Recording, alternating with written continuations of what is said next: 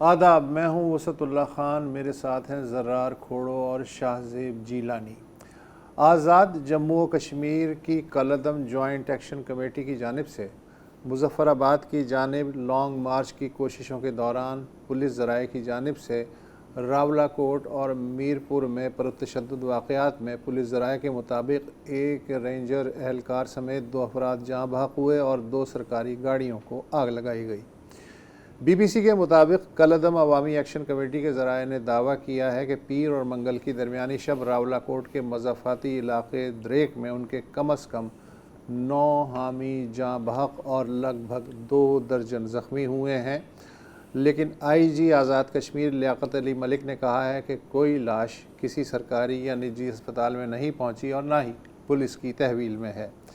ان واقعات کے رد عمل میں آج میرپور شہر میں بھی پرتشدد واقعے میں ایک شخص کے جاں بحق اور 2 کے زخمی ہونے کی اطلاعات ملی ہیں۔ کالعدم ایکشن کمیٹی کے ترجمان نے میرپور میں 6 افراد کی موت کا دعویٰ کیا ہے، لیکن ایک سینئر پولیس افسر اور اسپتالی ذرائع کا کہنا ہے کہ 1 لاش اور 2 زخمی لائے گئے ہیں۔ کالعدم ایکشن کمیٹی کے مرکزی رکن عابد شاہین کا کہنا ہے کہ لانگ مارچ میں شامل افراد کے پاس چھڑیوں کے علاوہ کوئی ہتھیار نہیں، تاہم پولیس سربراہ کا کہنا ہے کہ متعدد مظاہرین کے پاس جدید اسلحہ ہے جس سے وہ قانون نافذ کرنے والے اہلکاروں کو نشانہ بنا رہے ہیں۔ آزاد کشمیر کے سیکریٹری اطلاعات راشد حنیف نے کہا ہے کہ کالعدم طالبان کے مسلح نقاب پوش بھی مظاہرین کی صفوں میں گھس گئے ہیں۔ پولیس ترجمان ڈی آئی جی عرفان کشفی کا کہنا ہے کہ ان سے ویسے ہی نمٹا جائے گا جیسے اور دہشت گردوں سے نمٹا جاتا ہے۔ انہوں نے کہا کہ ایک مشتبہ غیر ملکی نشانے باز بھی پکڑا گیا ہے۔ وزیر دفاع خواجہ آصف نے بھی پرتشدد واقعات پہ تبصرہ کیا ہے۔ وہ پاکستان کی سالمیت اور پاکستان کے خلاف جو ہے دشمنی کا جس طرح کا وہ اظہار کر رہے ہیں، تو میں نہیں سمجھتا کہ وہ ان کا کوئی پاکستان کے ساتھ تعلق ہے۔ وہ انڈین سپانسرڈ لوگ ہیں، وہ جہاں بیٹھے ہوئے ہیں، جو زبان جس طرح کی بولتے ہیں، جس قسم کے الفاظ وہ استعمال کرتے ہیں، کوئی بھی شخص جس کو پاکستان کے ساتھ کوئی تعلق ہو، محبت ہو، وہ کشمیری ہو یا کوئی بھی کسی بھی صوبے یا کسی پاکستان سے کہ خطے کا کوئی شخص ہو، اس قسم کی بات کرے، وہ قطعی طور پہ میں نہیں سمجھتا کہ اس کو پاکستان کیوں نہ اس کو پاکستان دشمنوں کی صف میں جو ہے انکلوڈ کیا۔ آزاد کشمیر کے انتخابات میں حصہ لینے والی 2 بڑی جماعتوں میں سے ایک پاکستان پیپلز پارٹی کے سربراہ بلاول بھٹو زرداری نے انتخابی عمل پہ عدم اطمینان اور امن و امان کے حالات پہ تشویش کا اظہار کیا ہے۔ یہ کیا چاہتے، یہ کیا چاہتے، یہ کیا چاہتے، وہ چاہتے کیا کہ چاہتے ہیں کہ پونچھ آزاد کشمیر نہ لگے، مقبوضہ کشمیر لگے؟ کیا وہ کیا چاہتے ہیں کہ میرا میرپور آزاد کشمیر کی طرح نہ لگے، مگر وہاں کا حالات ایسے ہو کہ اگر 30 پولنگز پہ قبضہ کیا جائے، گولیاں چلایا جائے، کارکنوں کو شہید کیا جائے، کسی انٹرنیٹ پورا کشمیر میں بند کیا جائے، تو یہ آزاد نہیں لگے گا، مقبوضہ لگے گا؟ کیا آپ سمجھتے ہو کہ تمام سیاسی جماعتیں بے وقوف ہیں؟ کیا آپ سمجھتے ہو کہ کشمیر کے عوام اندھے ہیں؟ ان کو نہیں پتا کہ آپ ان کے ساتھ کیا کرنا چاہتے ہو؟ ان کو معلوم ہے، ان کو پتا ہے، وہ دیکھ رہے ہیں کہ آپ کشمیر کے ساتھ کیا کر رہے ہیں۔ یہ دھاندلی کا کہانی آج سے شروع نہیں ہوا۔ ہم قومی مفاد میں خاموش تھے، ہم قومی مفاد میں خاموش ہوتے ہیں۔ جو یہ احتجاج چلتا آ رہا ہے کشمیر میں، آپ جو بھی الزام لگا دیں، میں اس وقت ان الزامات پہ میں بات بھی نہیں کر رہا ہوں، لیکن جو آپ کا تمام الزامات اپنی جگہ، یہ 100% ممکن تھا، 100% ممکن ہے کہ ایک جان خطرے میں آنے کے بغیر، کوئی وائلنس کیے بغیر، کہ یہ پرامن طریقے سے حل ہوتا۔ اور جیسے ہمارا حکومت نے نہیں، لیکن ہمارا حکومت نے آنے سے پہلے جو وعدے کیے، جو وعدے آپ نے مکمل کیے وہ اپنی جگہ، لیکن جو وعدے آپ نے مکمل نہیں کیے وہ بھی کسی خاص وجہ سے نہیں کیے نا، وہ بھی کسی خاص وجہ سے نہیں کیے. یہ کیا اتنا بڑا مسئلہ بن چکا ہے یہ 12 سیٹ والے؟ کیا کوئی ایک سیٹ اہمیت رکھتا ہے یا کسی انسان کی جان؟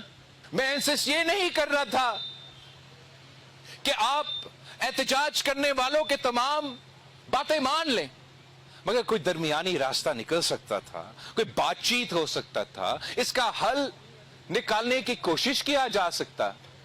اور جہاں میں مانتا ہوں کہ احتجاج کرنے والوں سے تاریخی غلطیاں ہوئیں، ان کو کبھی بھی نہیں انکار کرنا چاہیے تھا آزاد کشمیر کا وزیر اعظم کو، جب ہم کہتے رہیں کہ اے پی سی میں آ جائے، دوسری چیزیں میں آ جائے.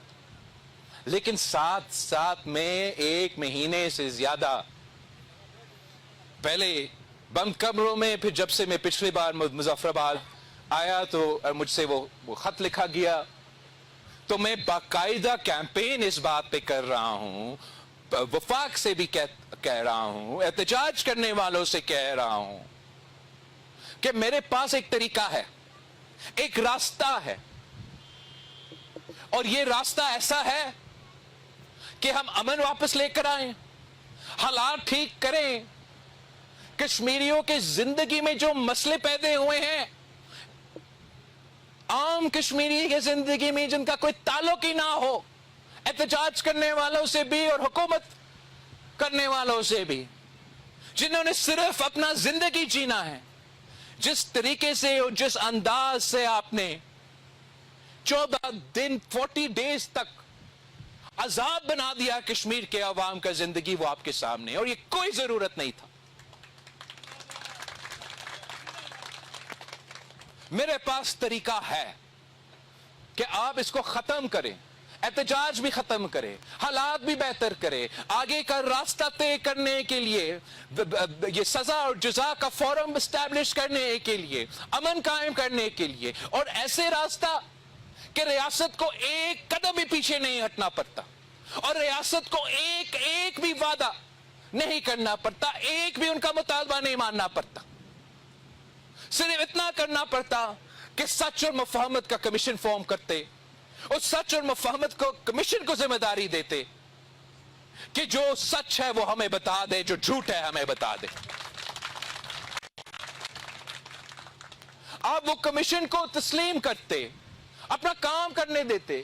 احتجاج کرنے والوں کو ہم کہتے کہ جب تک کمیشن اپنا کام پورا نہ کرے تو اپنا احتجاج بند کرے. حکومت کو یہ ماننا چاہیے تھا کہ جب تک یہ کمیشن اپنا کام مکمل نہیں کرتے ہم اپنا کارروائی بند کر دیں گے. آج تک کتنے جانیں ہم بچا سکتے تھے؟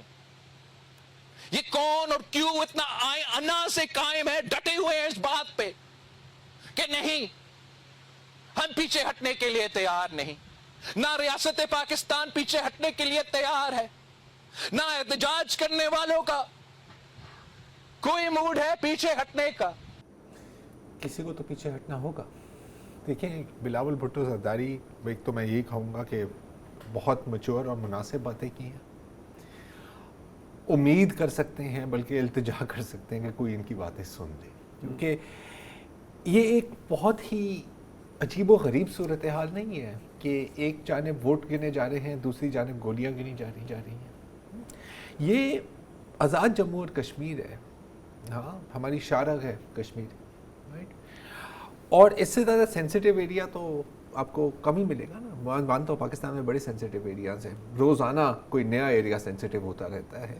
لیکن یہ جو ہے یہاں پر آپ جانتے ہیں کہ آپ کے دشمن بیٹھے ہوئے، آپ جانتے ہیں کہ 1000 فورسز ہیں جو ایکسپلوئٹ کریں گے، اور ٹیکنیکلی پاکستان بھی نہیں ہے. ٹیکنیکلی پاکستان بھی نہیں ہے. دیکھیں کئی افراد، کئی اداروں اور کئی قوتوں کی محنت سے ہم اس نہج پر پہنچے ہیں، دیر از نو ڈاؤٹ اباؤٹ اٹ. لیکن وقت ختم ہو جاتا ہے.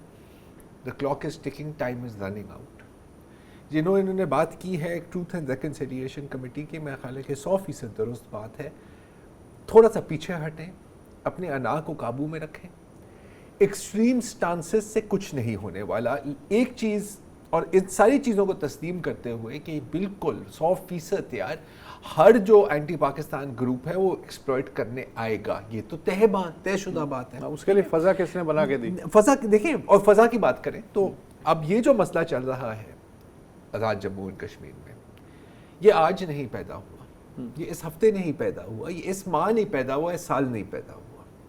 کئی سالوں سے کل ہم بات کر رہے تھے جو اے جے کے میں ڈان کا جو ٹاپ کورسپونڈنٹ ہے طارق نقاش صاحب کے ساتھ، پہلے بھی ان سے بات کی ہے. کئی جو کشمیری صحافی ہیں، اینالسٹ ہیں، تھنکرز ہیں، انٹلیکچوئلز ہیں، ان سے بات ہوئی ہے. یہ جو معاملات ہیں کہ بیوروکریسی کا سائز، گورنمنٹ کا سائز، ان کو جو پرکس اینڈ پریویلیجز ملتے ہیں، اور موسٹ امپورٹنٹلی ریفیوجی سیٹس کا جو مسئلہ ہے، یار یہ 2026 کا مسئلہ نہیں ہے، یہ تو 2020 21 22 ہر سال دس کراپس اپ.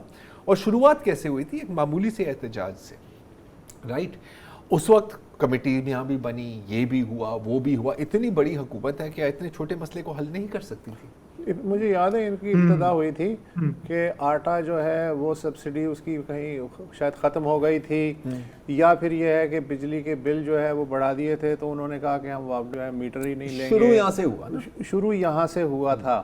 اور پھر جو 38 نکاتی تھا، آج تو کالعدم خیر بتا رہے ہیں، انہی کالعدم لوگوں سے 38 نکات پہ سائن بھی ہوئے تھے، جس میں میرے خیال سے 12 سیٹوں کا مسئلہ تو سیاسی ہے.